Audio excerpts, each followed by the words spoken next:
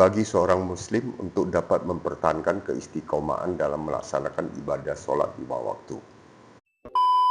Kita tahu bahwa sholat 5 waktu adalah termasuk di dalam 5 rukun Islam setelah kita mengucapkan syahadat.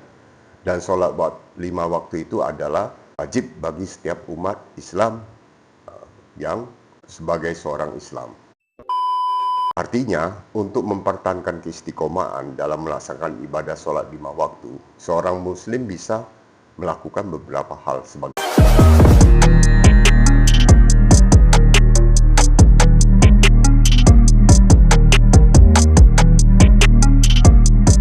Bismillahirrahmanirrahim. Assalamualaikum warahmatullahi wabarakatuh. Pertama-tama mari kita panjatkan puji syukur atas kehadirat Allah Subhanahu wa Ta'ala yang selalu melimpahkan rizki dan rahmat kepada kita semua. Tidak lupa sholawat dan salam senantiasa kita curahkan kepada junjungan kita Nabi Muhammad SAW yang telah membawa kita dari zaman kegelapan menuju zaman yang terang. Hai Sobat Kohalim, selamat pagi semuanya. Semoga selalu dalam keadaan sehat walafiat. Topik kita di pagi yang berkah ini adalah 10 tips bagi seorang muslim untuk dapat mempertahankan keistiqomahan dalam melaksanakan ibadah sholat 5 waktu. Kita tahu bahwa sholat 5 waktu adalah termasuk di dalam 5 rukun Islam setelah kita mengucapkan syahadat. Dan sholat 5 waktu itu adalah wajib bagi setiap umat Islam yang sebagai seorang Islam. Artinya, untuk mempertahankan keistiqomahan dalam melaksanakan ibadah sholat 5 waktu, seorang muslim bisa melakukan beberapa hal sebagai berikut.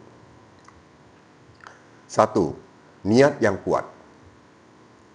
Memperkuat niat untuk beribadah kepada Allah dengan tulus. Niat yang baik akan menjadi motivasi utama dalam melaksanakan sholat. Nah, artinya sebelum kita sholat, maka kita perlu untuk memperkuat niat. Kalau tidak ada niat, maka sholat itu pun tidak sah, dianggap batal. Nah, itu makanya yang utama itu adalah harus memiliki niat yang kuat. Kedua, rutin berdoa. Meminta pertolongan Allah melalui doa agar diberikan kekuatan dan keteguhan hati untuk terus melaksanakan sholat.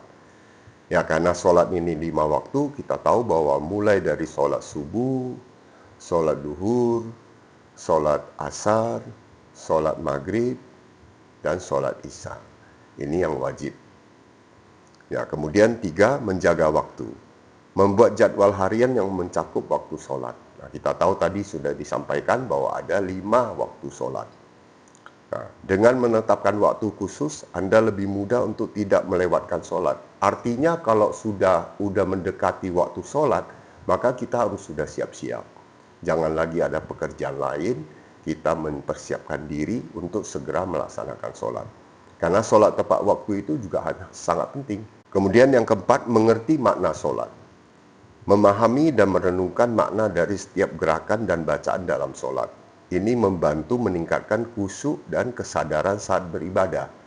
Nah, artinya kita perlu juga untuk mempelajari apa-apa yang diucapkan dalam sholat. Ya, mulai dari kita menyebut Bismillahirrahmanirrahim, kita pelajari, kita ketahui maknanya. Ini tentu akan lebih membuat arti dalam sholat.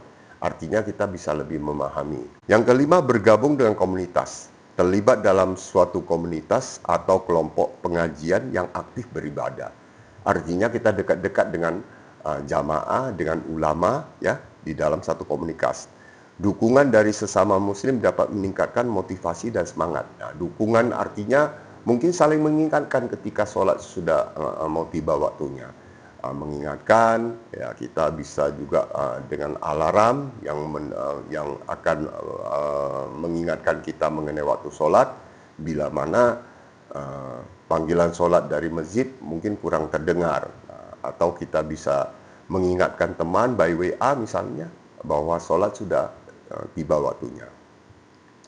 Yang keenam, menciptakan lingkungan yang mendukung. mengatur lingkungan sekitar yang mendukung ibadah, seperti menciptakan suasana tenang dan bersih di tempat sholat. Nah, kita tahu bahwa masjid sekarang tentu sudah ada marbot yang setiap hari bertugas untuk membersihkan masjid, mempersiapkan alat sholat, mungkin juga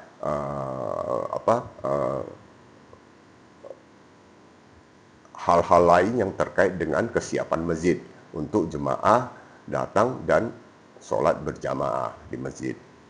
Oke, yang ketujuh, membiasakan diri, membentuk kebiasaan dengan konsisten melaksanakan sholat tepat waktu. Nah, seperti tadi yang sudah kami sampaikan bahwa sholat yang terbaik adalah sholat dengan tepat waktu, tidak menunda-nunda. Karena kalau menunda-nunda maka kemungkinan besar kelolosan sholat akan terjadi. Itu kebiasaan baik yang dilakukan secara terus-menerus akan membentuk rutinitas. Nah, kalau ini sudah dibiasakan, maka ini akan tercipta satu rutinitas sehingga kita pada saat memasuki jam sholat kita sudah siap. Ya, oke. Belajar dan mengaji, meningkatkan pengetahuan agama melalui belajar dan mengaji. Pemahaman yang baik tentang agama dapat memperkuat iman dan motivasi. Nah, jadi sholat itu sebetulnya adalah maintenance untuk iman kita.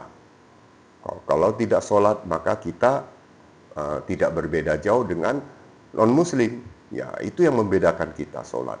Sholat 5 waktu yang membedakan kita. Oke. Belajar dan mengaji sudah kami sampaikan tadi. Menghindari dosa dan maksiat, berusaha menjauhi perilaku yang dapat mengurangi keimanan seperti maksiat. Dosa dapat menjadi penghalang untuk beribadah dengan baik. Nah, ini ada pertanyaan dari beberapa teman, ya. Beberapa teman mengatakan kalau dia mau beribadah kok rasanya sulit sekali. Nah, ini mungkin adanya dosa yang bertumpuk. Sehingga hatinya itu kurang bisa diarahkan. Oleh karena itu kita perlu sekali-sekali untuk sholat tobat misalnya. Ya, sholat tobat, mohon ampun pada Allah supaya dikuatkan hati. Dibuatkan hati, dibukakan hati supaya kita bisa beribadah. Oke. Yang ke-10, evaluasi diri. Secara berkala lakukan introspeksi dan mengevaluasi kualitas ibadah. Ini membantu dalam memperbaiki diri dan meningkatkan kesadaran spiritual. Nah, evaluasi diri juga penting bahwa kita harus jujur menilai bahwa apakah sholat kita dalam satu hari 5 waktu itu sudah baik. Apa kekurangannya? Nah, kekurangan itu yang akan kita perbaiki, akan kita sempurnakan. Karena sholat mulai dari wudhu, nah itu sudah harus ada niat. Makanya kembali lagi kami tekankan bahwa yang penting adalah niat ketika mau sholat. Sholat apakah itu sholat wajib maupun sholat sunnah. Karena niat itulah yang akan menjadi hal pertama yang menentukan sah atau tidaknya suatu sholat. Oke? Nah, dengan melakukan langkah-langkah ini, insya Allah seorang muslim akan dapat lebih mudah mempertahankan keistiqomahan dalam melaksanakan ibadah sholat 5 waktu. Nah, yang tadi kita bahas adalah istiqomah. Kita tahu bahwa istiqomah itu penting, ya. Jadi istiqomah artinya keberlangsungan, continue, terus menerus. Kita tidak berhenti setengah jalan. Sholat pagi, sholat duhur iya, tapi sholat asarnya enggak. Atau sholat maghribnya iya, tapi sholat isanya tidak. Nah, ini sesuai dengan syariat Islam. Sebagai seorang muslim itu adalah wajib. Dan kita harus lakukan itu dengan sholat. Karena sholat juga ada merupakan media kita untuk berbicara dengan Allah di situ melalui sholat. Jadi kita memang mendekatkan diri dengan Allah, yang salah satu yang terpenting adalah sholat. Dan malah dikatakan sholat itu adalah tiang agama. Jadi jangan tinggalkan sholat. Karena sholat itu mudah. Dalam kondisi apapun diberikan kemudahan dalam sholat. Baik dalam keadaan sakit juga bisa sholat. Dalam keadaan tidur, duduk, itu semua diperbolehkan sesuai dengan situasi kondisi yang dialami. Nah, yang penting sholatnya jangan ditinggal. Nah, kurang lebih ini yang bisa kami sampaikan di topik ini. Moga-moga topik ini bisa menjadi motivasi di bulan suci Ramadan ini, sehingga sholat kita betul-betul berkualitas dan semakin kusuk, semakin bisa istiqomah. Mari kita doakan semoga kita semua termasuk kami di sini dikuatkan oleh Allah, diberikan kemudahan sehingga kita bisa melaksanakan kewajiban sholat ini. Selanjutnya tidak banyak lagi yang mau kami sampaikan, intinya adalah bahwa mari kita bersama-sama untuk meningkatkan keimanan dan ketakwaan terhadap Allah Subhanahu wa Ta'ala. Bagi pemirsa yang masih belum subscribe, kami harapkan bisa segera subscribe, share, comment, and like. Kemudian untuk para subscriber, kemudian para Muslim dan para mualaf yang sudah dengan setia mengikuti acara Secangkir Kopi di pagi hari ini, kami ucapkan banyak terima kasih. Juga mungkin berkeinginan untuk donasi, silakan kami tunggu donasinya. Semoga donasinya bermanfaat nanti untuk kita semua, termasuk untuk program-program yang akan kami laksanakan yang segera akan kami gerakkan dari Kohalim TV channel ini. Semoga kita semua diberkahi dan mendapat kemudahan dalam segala hal. Demikian kami sampaikan. Jikalau ada hal yang masih kurang atau masih sesuatu yang masih belum bagus penyampaiannya, baik dalam susunan kata-kata maupun dengan topik yang mungkin masih kurang menarik, kami mohon maaf. Semoga ini bisa menjadi lebih menarik topiknya di hari-hari berikutnya, sehingga kita sama-sama termotivasi, mempunyai satu motivasi yang baik. Kita sama-sama meningkatkan keimanan kita terhadap Allah Subhanahu wa Ta'ala.